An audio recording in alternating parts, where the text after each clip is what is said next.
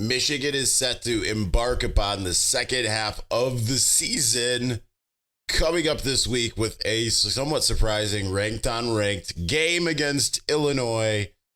Let's break down what I think Michigan needs to do, not just against Illinois, but kind of going forward in order to make the second half, a much more daunting second half of the season, a success. Let's talk about it on this episode of Locked On Wolverines.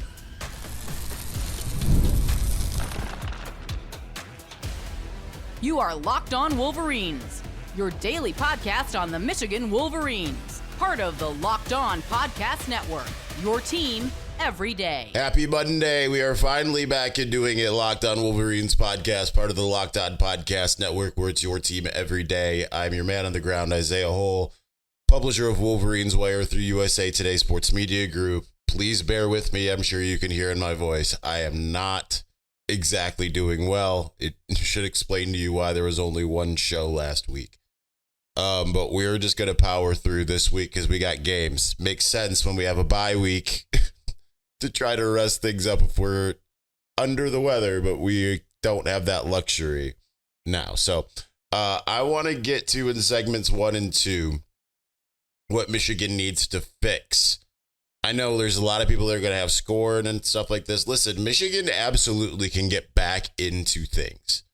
It has not been good so far, but there's precedent, maybe not as much at Michigan with 2 losses of bouncing back.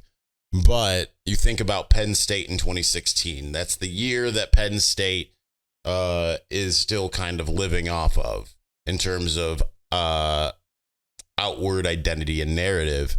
But this Michigan team certainly has a lot to work on that Penn State had that Michigan doesn't necessarily have.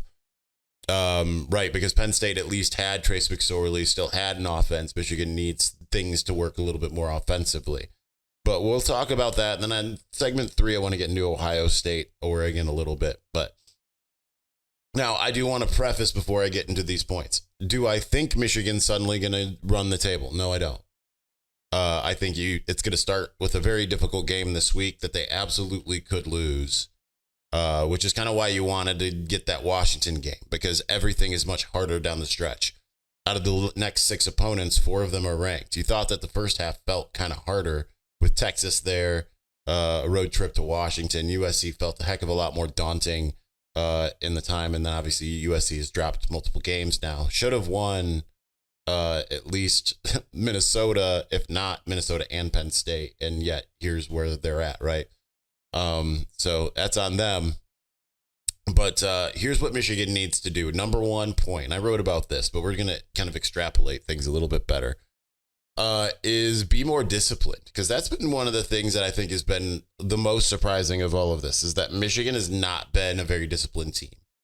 It has not been a type of team that you just look and say, like, okay, well, they made a mistake here or there or something like that, and it's just like, well, you know, they're not going to make that mistake again. It's been a mixture of penalties. It's obviously also turnovers. This is an absolute turnover-laden team. The coverage busts have been absolutely atrocious. There's been mistakes in as far as the players are concerned. There's been mistakes from coaching. There's been mistakes in communication. It's been all across the board, and they need to be a heck of a lot more disciplined. Now, the good news is coming out of the press conference today, that is 100% what Sharon Moore said multiple times. Was like, hey, bye week, we were able to kind of go back to square one. We even had a practice yesterday on Sunday, and with all of this, we're able to kind of go, and Josh Priebe even said this, like, we were able to go back to square one to some degree, day one type stuff. And I know that's not where you really want to be mid-season, but this is where the team needs to be. And because you have a new starting quarterback in Jack Tuttle, that is certainly a moment to be kind of in a fresh start type of scenario, right? So you hope that you go into this game against Illinois kind of almost like they had like as if they were going and playing at Notre Dame in week 1, or like they were playing Florida in week 1.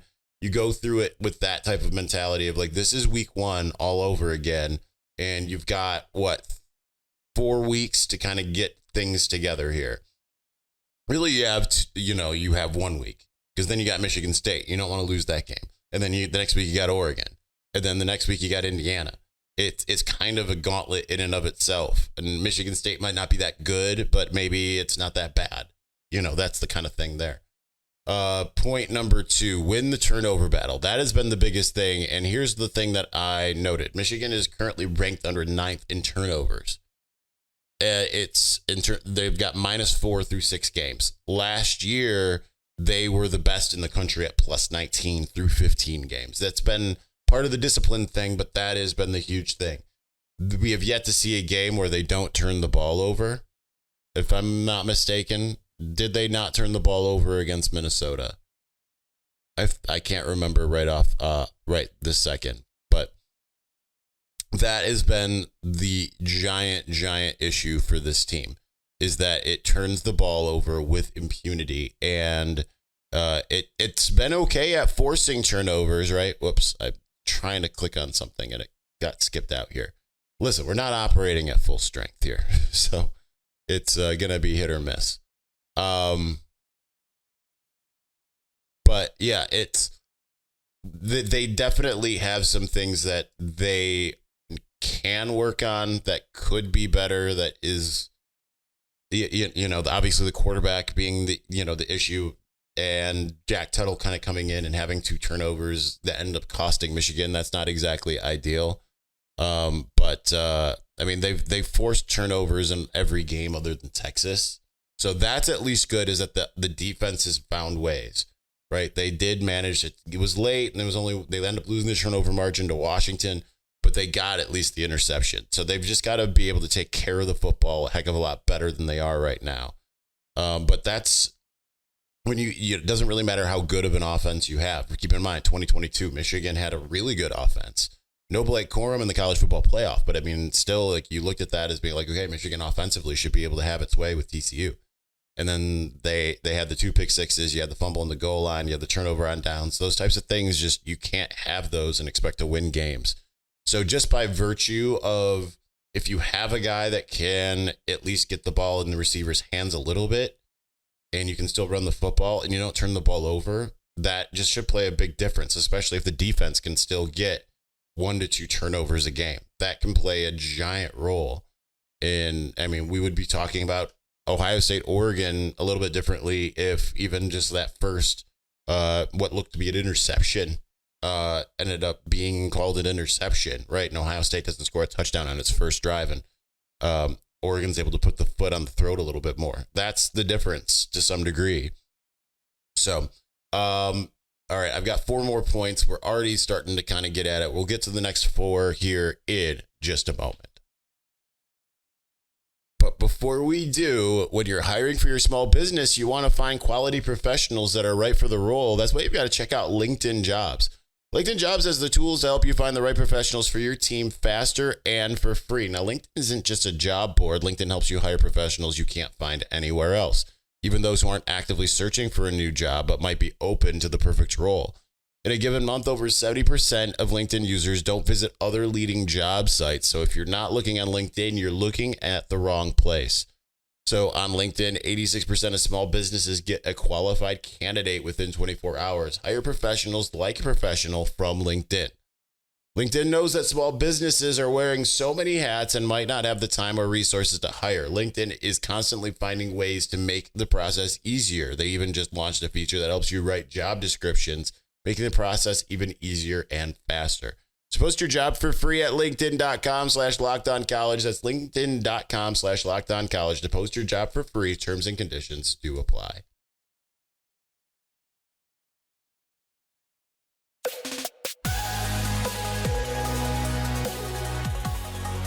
If you hear any kind of weird rattling, I hope you don't. I've got a cough drop in here. This has been brutal. In terms of when did I start getting sick? Well, it was before the Washington game while in Seattle. I was driving to Seattle from Lake Stevens, where I stayed with my buddy Robin from high school. And I was on my way to Seattle. And I was like, I just feel really worn down. Maybe it's just the travel, not getting a lot of sleep, all of that. And then during the game, I was like, oh no, I'm feeling definitely sick right now. And then the next day I felt even worse. And then Monday I felt better. And then my ear plugged up on the plane. It's just been a thing. So apologies for no shows last week, except for one. As long as I can talk, which I know I'm barely doing that job right now, we'll have shows all week this week. But it's just contingent on being able to string together some sentences without hacking. So don't know why I took a step back, but 10 days, man, it's been brutal. All right, let's get back to our 6 keys. We got 4 more to get to. Keep everything in front defensively. That has been a big thing to me that has been surprising, is just the explosive plays. Now, I think it is important to note that Michigan's played much better offenses in terms of passing offenses than it did at any point in time last year. So Michigan right now is 132nd out of 134 teams in terms of long passing plays. That's 10 plus yards. And last year, after 15 games, it was 15th in the country. So that's a big difference. Michigan's given up 92 total 10 plus yard plays through the air last year, but 71 so far this year.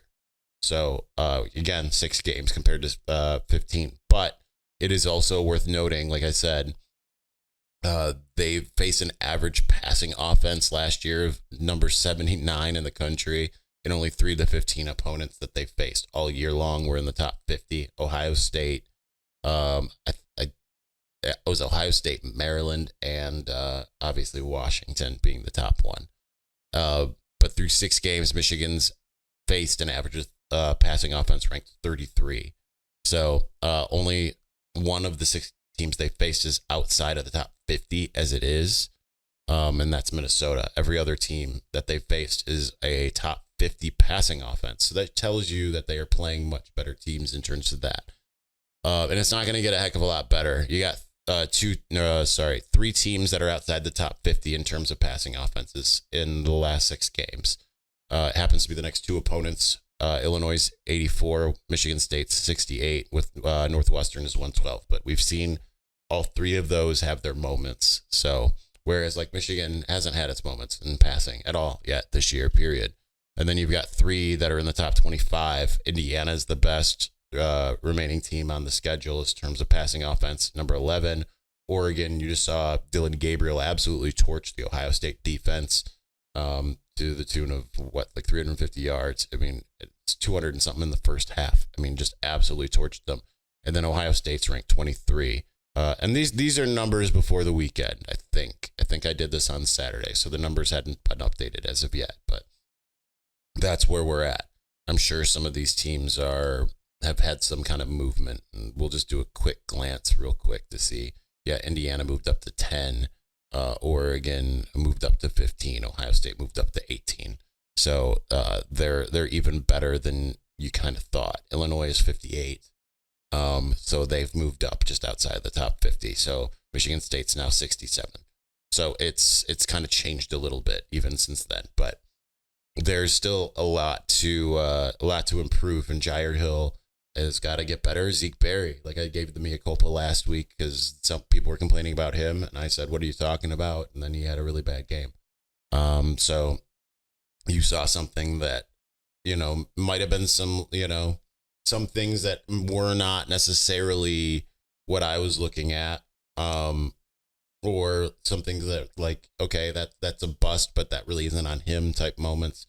And you saw that extrapolate into the next game. So I'm not trying to say like I'm sorry, but I'm not sorry. But Zeke Berry was okay until then, but you still saw the warning signs, which is worth noting. So far, the best pass offense that Michigan's faced Washington at number 17. Michigan's faced Texas, which is number 11. So those are some teams that are pretty good. Fresno State's 42. Arkansas State was in the top group. I can't see them right offhand here. So they might have fallen down a little bit. Yeah, they're 56 now. So it's been a much tougher road as far as that's concerned. But Michigan's going to have to figure things out. And maybe just being full strength, right? Having both of your edge rushers, having, defensive backs, and just Jair and Zeke playing better games. That could help. Number 4, stay devoted to the run game, because I think that's one of the things that, like, I say stay devoted. I mean, like, you don't have to go full 2021 Washington or 2024 USC, but you do, I think, need to really still say, like, we have to be unbalanced for a while. And it kind of felt like going into the Washington game, they decided we're going to start throwing right off the bat. And I didn't feel like that worked very well. But yeah, they're going to have to at least start averaging 200 yards passing a game. You have to find a way to get there and create more balance. You cannot do what Michigan's been doing if you don't have if you don't have Alex Orji as the starting quarterback. I think that if you have that extra run threat, now granted, Jack Tuttle's a kind of a dual threat in his own right, but I didn't feel like they were doing enough designed reads for Alex Orji. You can do that same type of thing with Jack Tuttle, and I probably would suggest, holding back a little bit because he's had injury issues. But if you can have some designed runs for him, that would be great too. If you are confident he can hold up, right? But we saw him get injured last year against Indiana on a run. So, but they do need to find ways to just really make sure that they don't get away from the idea of what their identity is. And it kind of felt like against Washington for some time, they kind of acted like they were a little bit better at passing than they've been. And I understand that they see things in practice that we don't.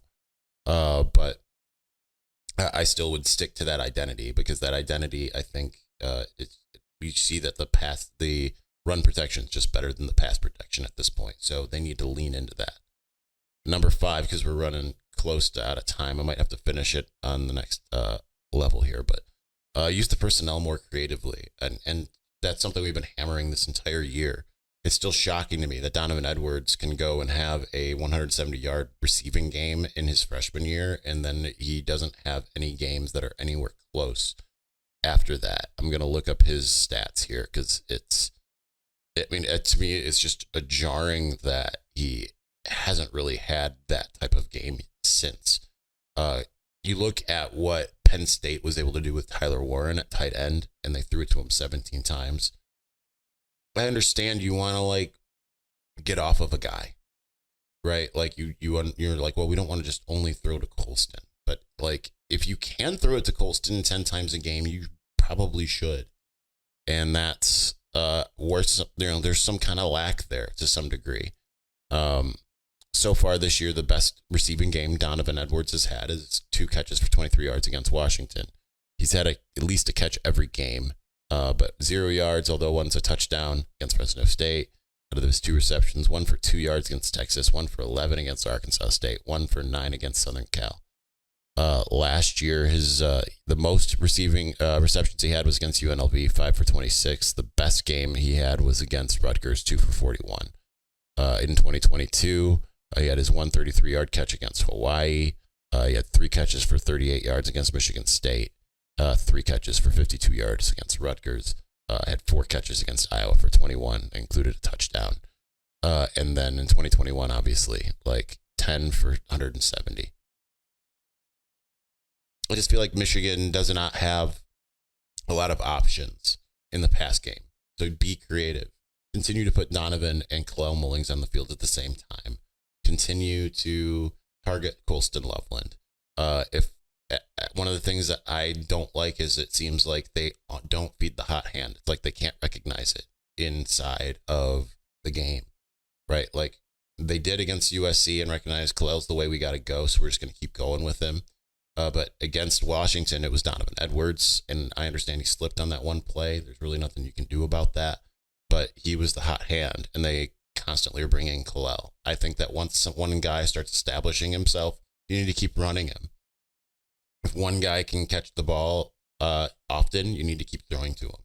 We saw Marion Walker come in, have a big catch, and then you didn't see him for most of the rest of the game. That's the problem. Last one is stick with the plan. And this is kind of more of just okay, I understand Jack Tuttle probably would have been the starter if he was healthy earlier in the season. That's something that I've been saying in the offseason, that if he's healthy, he's probably the guy who starts the season. But it just kind of feels like floundering the way that you've kind of done this Davis Warren to Alex Orji to Jack Tuttle. I know some of it's been what we've been calling for, but at the same time, you've got to be able to stick with the plan. And ultimately, like I personally at this juncture still was behind the idea of staying with Orji and just developing him in season. And I know that that's probably not popular to a lot of people, but to me, the payoff could be you have someone who can it's just a mismatch if you know how to use him correctly, which Michigan has not necessarily shown that it can do either. The good news is Jack Tuttle does give you the highest floor, in my opinion, and might be the highest ceiling for this particular team, maybe. But it's kind of hard to really tell because you just don't have a lot of things. So they just really have to stay at this point now in the second half of the season. I'm not going to sit there and rehash everything that's happened in the first 6 games. But they have emerged 4-2. Everything that they want is still ahead of it. If and only if they find ways to play kind of above themselves, which is not been the case to this point. It's been the opposite of that. So at least if they kind of revert to the mean, there's a chance. But I think that what they just need to do is say, this is what our plan is, and we're not going to deviate from it. And we're just going to continue to develop it. They need an identity, and this team does not have one. And that is a massive, massive issue. All right, we're going to continue on. I want to talk a little bit about Ohio State at Oregon, just a little bit. And we're going to do that here in just a moment. But before we do, listen, you've got all kinds of sporting events that are happening now. Every one is happening right now. Baseball's not happening locally, but certainly you've got football, college, pro. You've got hockey has started the season. NBA is starting.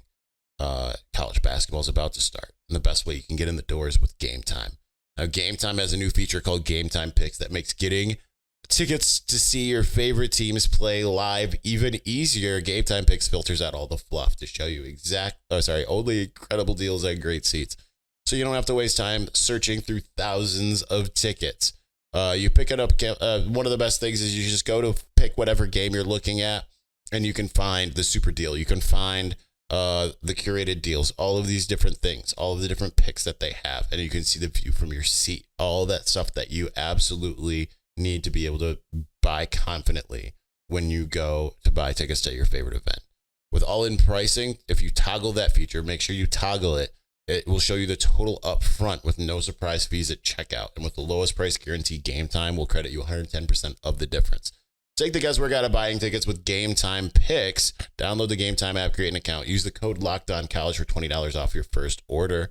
Again, terms apply. Create an account. Redeem the code LOCKEDONCollege for $20 off. Download GameTime today. What time is it? It's game time.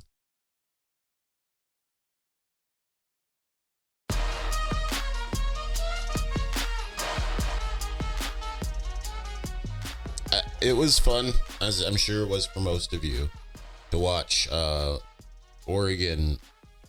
I don't want to say take it to Ohio State, but kind of did, right? Like Ohio State played okay, in some ways, but Oregon left so many points on the field, and I thought it was hilarious just kind of seeing some of the reactions from Ohio State fans, starting seeing people say things like, "Oh, Ohio State should have won this by multiple scores." I'm like, how? Like, you clearly weren't watching the same game. You were just wish casting, because Oregon basically dominated that game. And that would normally be kind of good news for Michigan fans. The problem is the ways that Oregon dominated the game are ways that Michigan is wholly incapable of doing the same. Now, they were able to run the ball, which is good. Ohio State had the number 1 rushing defense going into the game, and now they're number 8. So that's changed. Ohio State, I believe, also had the number 1 total defense, and now they're number 3. So in passing defense, I mean, they were up there. Now they're 14. I don't know if they were number 1, but they were pretty close. Naturally, the teams that have faced Michigan are the ones that are ranked highest, and I don't think it's just because they're that good. I think part of it, unfortunately, is because they're facing Michigan. Washington number 1, Texas number 2. There's Minnesota number 4. Minnesota did have the number 1 pass defense going into that game, but then got shredded by UCLA and USC and falls down a little bit. Won both games, so I can't say a lot there. But Michigan's not really prepared to be able to take on Ohio State in the way that Oregon just did. But if you can continue to build the run game, that certainly can help, right? You have the ability to do that. They need to find it. Like I said before, this is certainly the type of team where I would not be surprised if they beat Oregon and lose to Indiana. Now, Indiana's actually looks like it's pretty good, but we'll find out more soon because they still haven't played anyone that's necessarily, or it's like super surprising that they've won. So, I mean, it is surprising that Indiana's 6-0, but it's like them blowing out. I mean, they've blown out everybody pretty much, but them blowing out UCLA isn't necessarily like something that's headline worthy, except for the fact that it's Indiana, and Indiana tends to not do that. So we'll find out more, but I'm not projecting. Then I would not predict that. I would predict at this moment that Michigan's probably losing 3 more games. But is it possible that they could go 6-0? It's possible. It's not plausible. But you just got to find a way to clean up some of the mistakes, because that's really all it is. Unfortunately, the pass defense feels unfixable. But we've seen it play well. The only thing we haven't really seen do well at some point this season is the pass game. You can find a way to make that work. If you found a way to make that work, if you're more creative offensively. And I thought that they were being creative under the confines of what they were doing with Alex Orji. But now it's a different game again. So can you be creative with Jack Tuttle in the receiving core, and can some new receivers step up? Because if you can find a way to make that happen, then maybe, that last week of the season, you can find a way to make some things happen. If the defense can play up to its expectation, it absolutely can. But the problem is we haven't seen it this year. All right, I got to give my voice a rest. We'll be back tomorrow. Talk to you again then. Thanks for bearing with me. Peace.